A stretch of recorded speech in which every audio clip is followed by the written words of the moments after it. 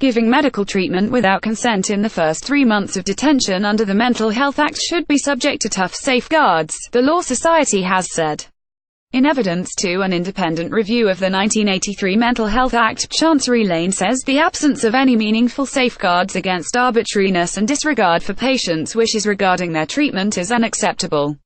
The Society believes the Act should be amended so that treatment without consent can be given only if it is authorized by a second opinion-appointed Dr. SOAD.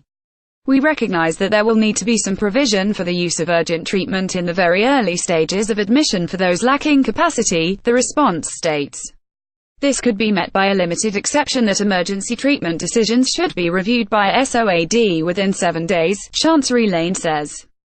Last year the government appointed Professor Simon Wesley, a former president of the Royal College of Psychiatrists, to chair an independent review of the Mental Health Act, looking at the legislation's impact on service users, families and staff.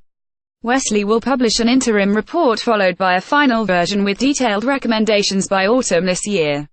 Responding to the review's call for evidence, the Society recommends considering the possibility of automatic referrals to the tribunal during, or at the end of, every period of detention for all patients.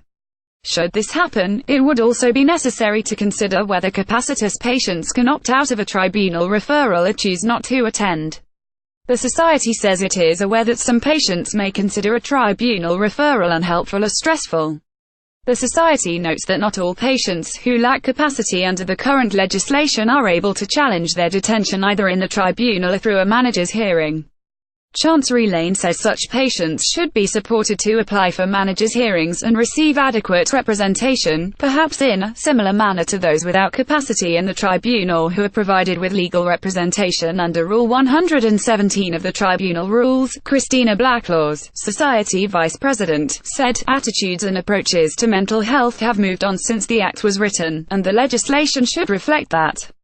Every person who suffers from mental health issues should be treated in the least restrictive way possible, and should only be detained against their will if their health, safety or public protection depends on this last resort."